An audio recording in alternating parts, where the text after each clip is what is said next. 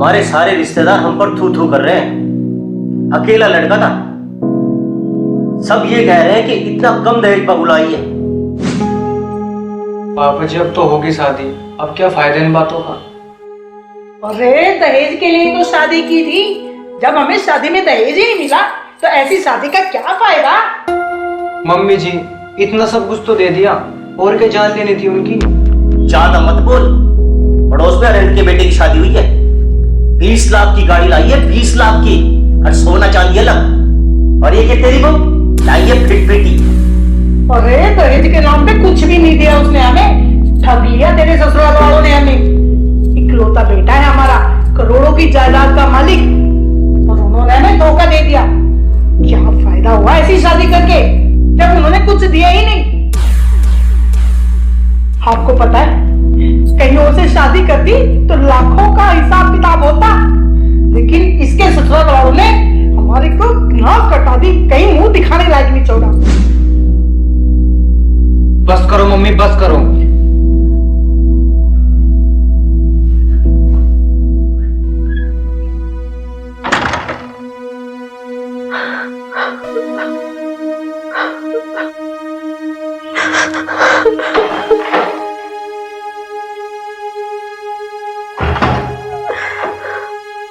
मेरी वजह से तुम्हें न जाने क्या क्या सुनना पड़ रहा है। सब ठीक होता अगर मेरी शादी तुमसे ना होती तो। अरे यार घबरा क्यों रही है, मैं हूं ना तेरे साथ। अब मुझे तो नहीं पता कि मेरे माँ बाप के दिमाग में लोगों ने क्या भरा, लेकिन एक दिन सब ठीक हो जाएगा, भरोसा रखो।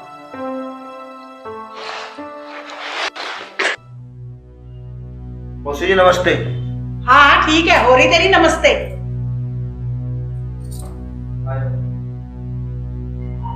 अरे भैया आप।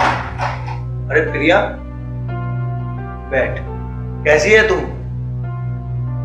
ठीक ही है तेरी प्रिया, के हमने इसे फांसी दे रखी दहेज न मिलने पे। ठीक ठाक है, देख ले तेरी मां को। मैं कुछ समझा नहीं मौसी जी।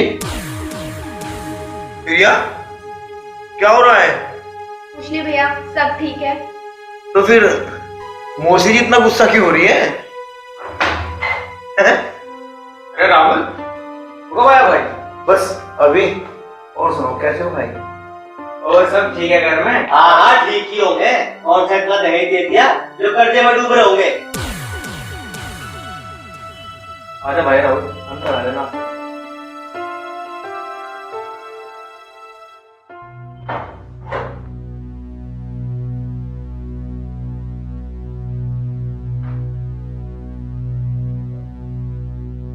तेरे सास ससुर हैं, छोटी मोटी बात को इग्नोर मार दिया कर, ठीक है?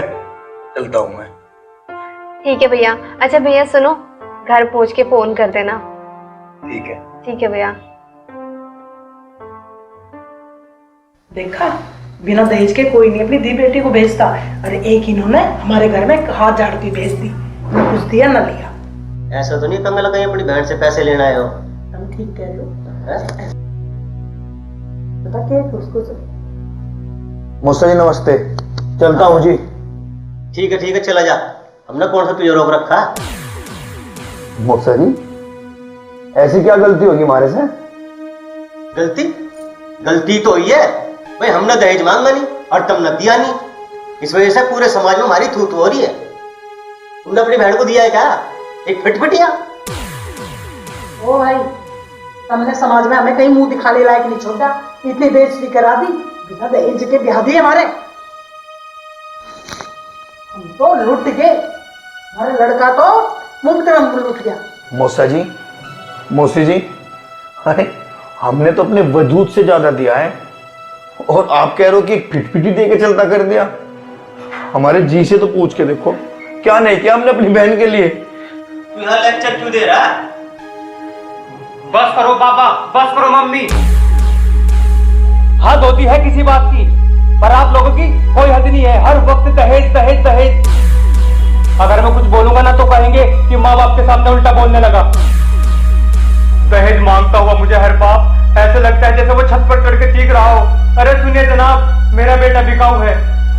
शर्म आती है मुझे आप लोगों को अपने माँ बाप कहते हुए। राहुल भाई मैं अपने माँ बाप की तरफ से माफी मांगता हूँ।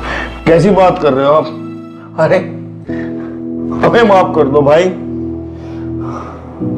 बेटा, हम ऐसे लोग नहीं थे। इस समाज ने हमें दहेज का लोभी बनाया। बेटा मुझे भी माफ कर। मौसी जी कैसी बात कर रहे हो आप? तू भी मुझे माफ कर दे बेटा, मुझसे बहुत बड़ी गलती हुई। अरे मैंने नहीं, तुझे तंग किया। तू तो मेरी बहू बेटी है। आज के बाद मैं तुझसे कभी तंग नहीं करती। राहुल माफ करना बेटा। मौसी जी इतना बड़ा दर्जा न दो हमें, आप शर्मिंदा ना करें। बस मेरी बहन से अगर कोई गलती हो गई हो तो उसे माफ कर दो। नहीं बेटा, आपने तो मुझे इतनी सारी बातें बोलकर बहुत शर्मिंदा कर दिया। नहीं बेटा, तू चिंता मत कर। तेरी बहन मेरी बहू नहीं, आज से मेरी बेटी है। तू बिल्कुल चिंता मत कर, अपनी बेटी बना के रखूंगी मैं। ठीक है मौसी जी, ठीक है मौसा जी, मैं चलता हूँ। और दोस्तों, मेरा तो आपसे एक निवेदन है, अगर आप भी दहेज के लालची हैं तो लालची ना बने। कहीं ऐसा ना हो कि आपका बेटा भी इसी तरह आपकी धज्जियां उतारे। जय हिंद, जय भारत।